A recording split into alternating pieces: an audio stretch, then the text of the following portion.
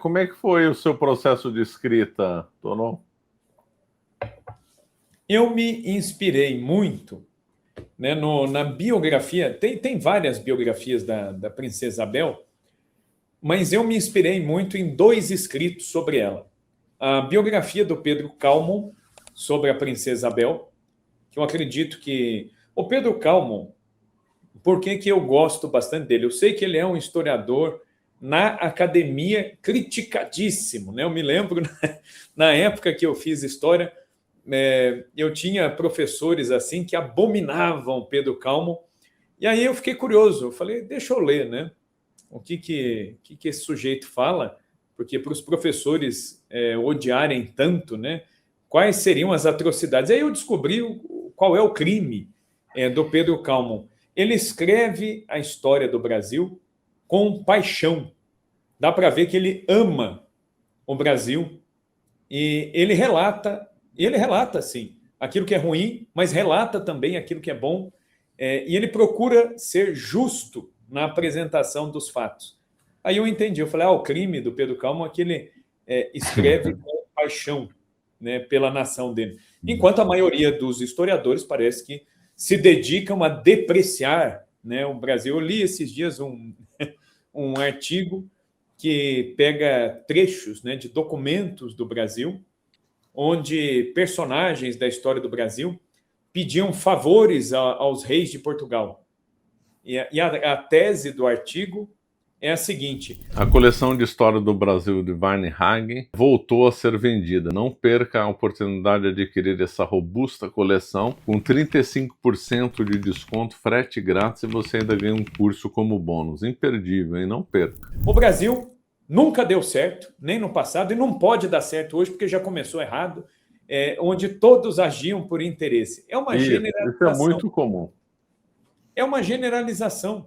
Então, quer dizer... Os primeiros corruptos eram na caravela. Conversa boa. É uma generalização, e toda generalização é mentirosa.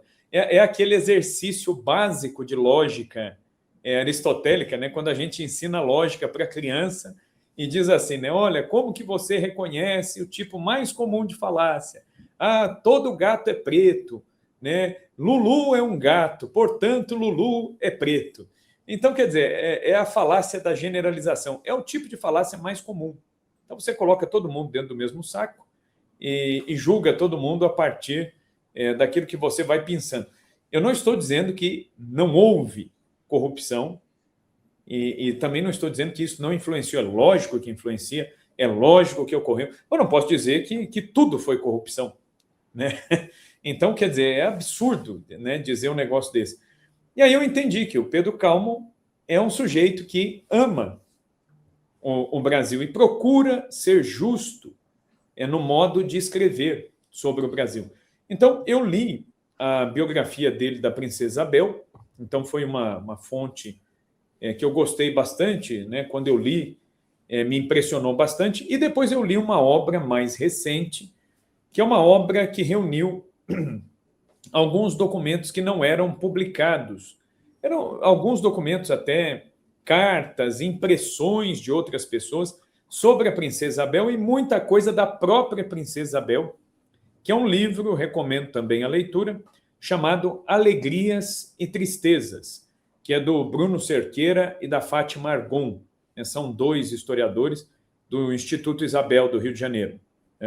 Então, eu li essas duas obras e, a partir dessas duas obras, eu fui, né, pensando bastante sobre a Princesa Isabel. Isso mudou, inclusive, o meu jeito até de dar aula sobre ela. Eu procurei sempre, né, enquanto eu dou as aulas para os meus alunos, trazer alguns dados a mais, porque, infelizmente, até mesmo os livros criam uma imagem extremamente reducionista da Princesa Isabel. E essa imagem reducionista, ela é replicada por muitos historiadores aqui no Brasil, que é aquela ideia de que era uma menina oprimida pelo pai, carola, feia, pouco inteligente, sem iniciativa, e que seria um verdadeiro desastre para o Brasil e que só assinou a Lei Áurea por pressão da Inglaterra. É isso. Até os livros didáticos replicam isso. Mas quando nós lemos fontes primárias a respeito da princesa Isabel, a gente vê que a coisa não é bem assim. Existem, por exemplo, relatos do empregado que trabalhou diretamente com a princesa Isabel, e ele diz, ela tinha um gênio que não era fácil, não. Ela era até bastante autoritária, ela era muito dura até. E esse empregado da família real, a família imperial, ele vai dizer que o Conde D, que todo mundo dizia, as fofocas, né, diziam que o Conde D que se sobreporia a ela, na verdade o Conde D ele era o extremo oposto, ele era um sujeito de um gênio muito mais tranquilo que o dela e muito mais passivo, muito mais tranquilo que ela. E, pelo contrário, ela era muito mais autoritária até, de certa maneira, muito mais direta no jeito de falar e sem rodeios e tudo. Então, é uma imagem muito diferente desta imagem que quiseram pintar. Agora, uma coisa também é fato, a princesa Isabel e o Conde D, eles foram o alvo perfeito para que os inimigos do império, os inimigos da monarquia, pudessem criar uma campanha de difamação. Porque essa campanha difamatória, ela não ia funcionar muito bem em relação a Dom Pedro, porque Dom Pedro II era uma figura muito respeitada até entre os republicanos. Quando a República foi proclamada, até o Major Solon, que foi encarregado de comunicar o golpe do 15 de novembro, ele cometeu uma gafe, né? Ele errou várias vezes, ele não sabia mais nem como chamava Dom Pedro, porque ele chegou para comunicar que a República estava proclamada e chegou chamando de Sua Majestade. Né? E aí, quer dizer, Sua Majestade, né? Vocês mesmo derrubaram e não reconhecem a autoridade, e ele, num ato falho, chamou de Sua Majestade. Quer dizer, nem dentro dele mesmo estava muito solidificada a ideia de que essa república era legítima. Né? E chamou de Sua Majestade, depois trocou os pronomes ali, foi uma confusão danada. Então se vê que Dom Pedro gozava de um respeito público generalizado.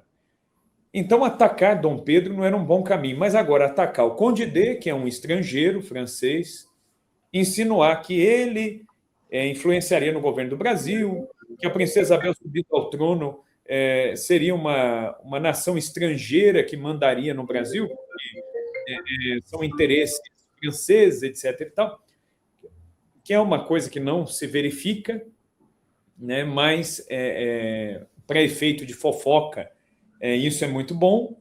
E a princesa Isabel também, pelo fato de ser mulher e não sofrer tanta influência direta da maçonaria, já que as mulheres não poderiam entrar na maçonaria, então ela era o alvo perfeito, né? A maçonaria via nela uma inimiga figadal, e ainda para ajudar, ela era ultramontana, defensora dos interesses da igreja, do Papa, amiga de Dom Vital.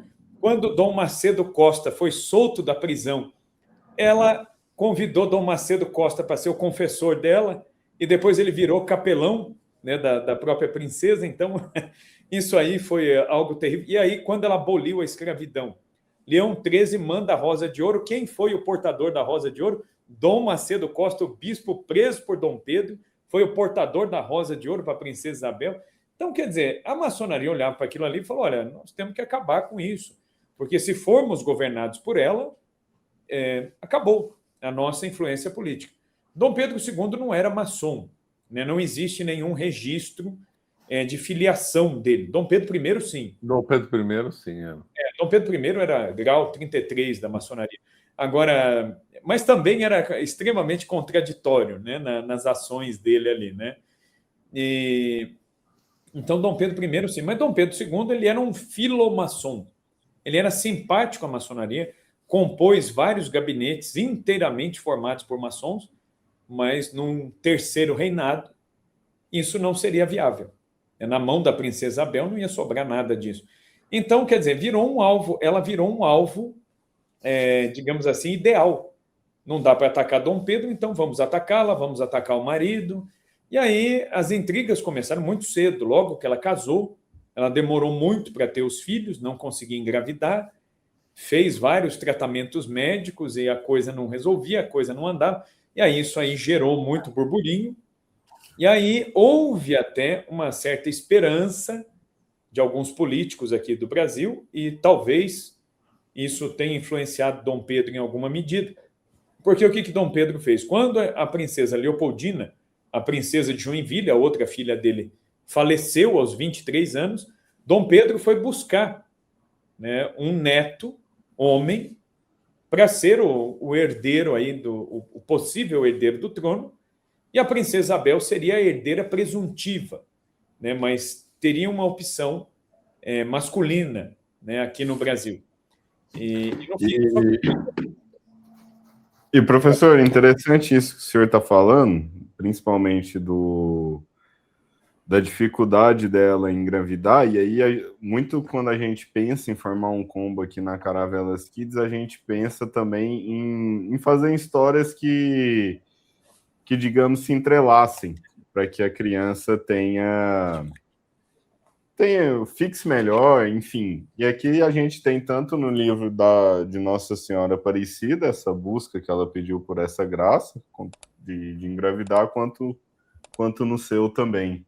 E na mesma linha dessas histórias entrelaçadas, temos dois heróis, né, da Guerra do Paraguai, e Duque de Caxias também, com o próprio Dom Vital. É que, na verdade, todos eles, né, são contemporâneos, né?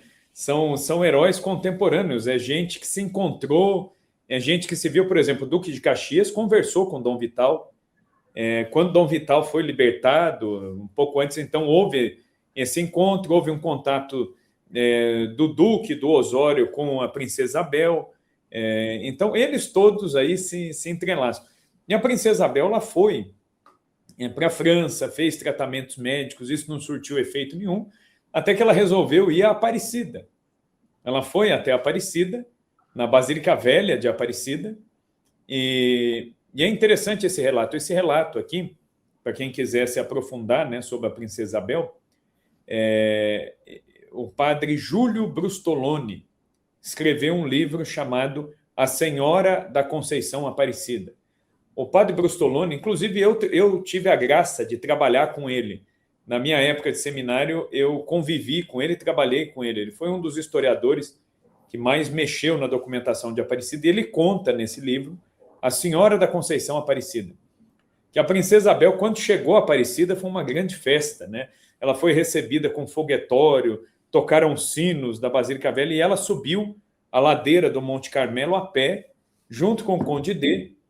E nessa subida da ladeira veio um escravo na direção dela para beijar a mão dela. Ele conseguiu furar o bloqueio e se ajoelhou diante dela e beijou a mão dela. E ela pergunta para o escravo o que ela podia fazer por ele, o que ele queria pedir. E ele, até constrangido, ele disse: eu não vim pedir nada à senhora, eu vim para cumprimentá-la mesmo. Eu vim para vê-la. E aí ela tira um lenço dela, né, que o lenço dela tinha bordado o nome dela. Ela gostava, a princesa Isabel tinha vários nomes, mas ela gostava muito dos dois primeiros nomes, Isabel Cristina. Então ela dá um lenço com as iniciais dela, IC, para esse escravo e manda libertá-lo. Ela manda libertá-lo, ela alforriou esse escravo antes de entrar na Basílica Velha. E quando ela entra na Basílica Velha, ela vai rezar diante de Nossa Senhora, pedindo essa graça da maternidade. Anos depois, quando ela alcança a graça, ela volta a Aparecida e ela se encontra de novo com esse escravo. Ela se cruza ali com ele de novo, e anos depois ele fez questão de vir de novo beijar a mão dela e mostrar o lenço que ele guardava. Então isso mostra, né, o carinho, assim mesmo, que os brasileiros tinham por ela. Então, essa imagem de uma princesa de elite, longe do povo, odiada pelo povo, não é uma imagem real. Até os historiadores que eu citei aqui, o Bruno Cerqueira e a Fátima Argon, eles falam muito, né, na tese histórica deles de análise da princesa Isabel, eles falam muito do isabelismo. O que seria esse isabelismo?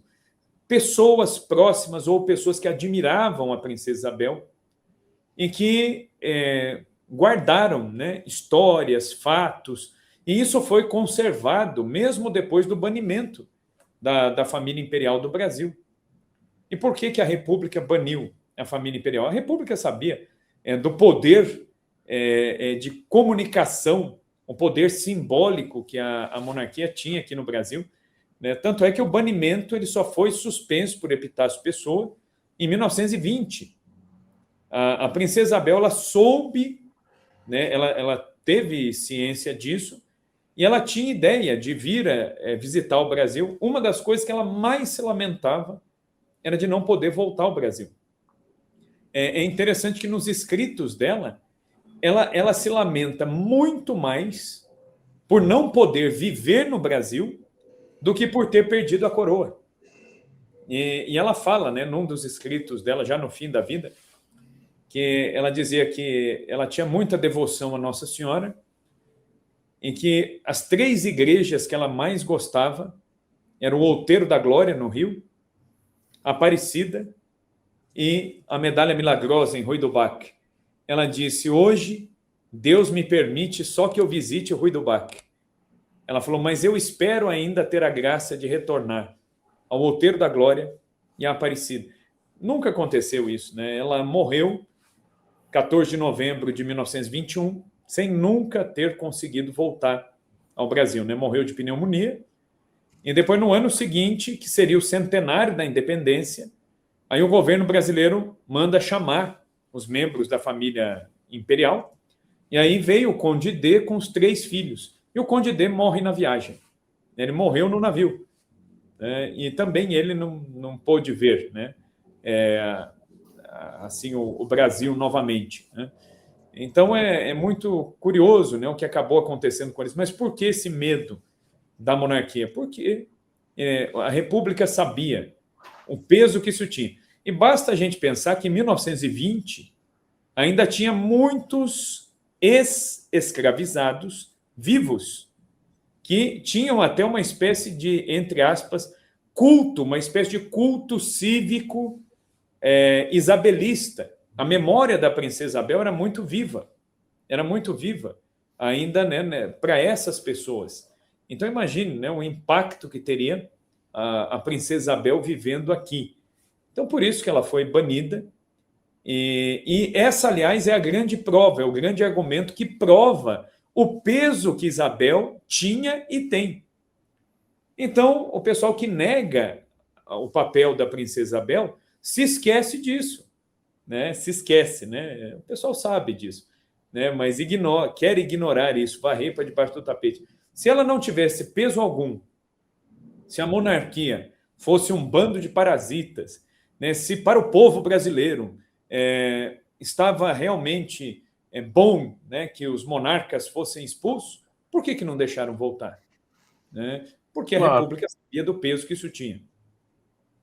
Verdade, então, eu me baseei nesses escritos aí para compor o livrinho. E aí é lógico, né? Como eu escrevi para crianças, eu procurei recuperar algumas histórias assim que são mais interessantes assim sobre a infância, a juventude, né?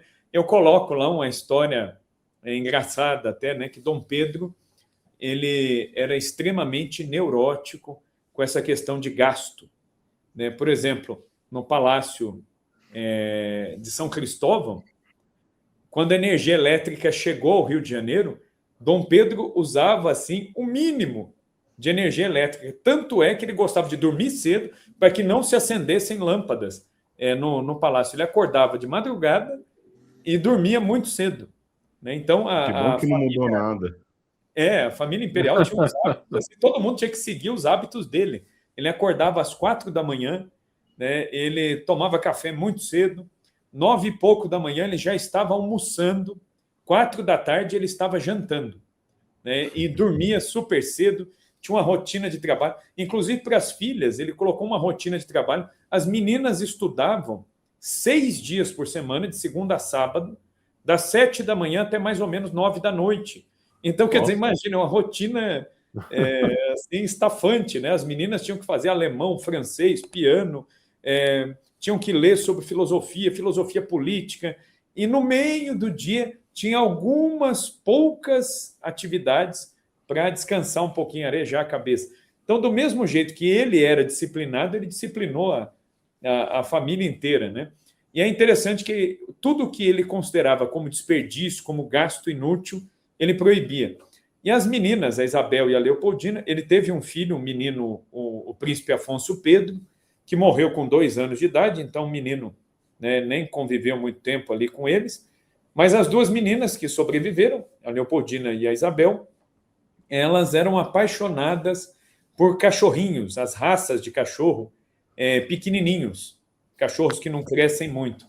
E Dom Pedro, ele abominava esse negócio de muito cachorrinho, muito bichinho, né? E ele dizia que ficar alimentando esses bichos e colocando isso dentro de casa, né, era um absurdo. E aí, com muito custo, ele aceitou que as meninas tivessem cachorrinho, porque alguém ali da nobreza descobriu que as meninas queriam e arrumaram os cachorrinhos de raça, essas raças menores e tal, e deram para as meninas. Aí Dom Pedro ele tolerava, mas ele não gostava, né? Aí eu coloquei essa história no livro, né? História dos cachorrinhos.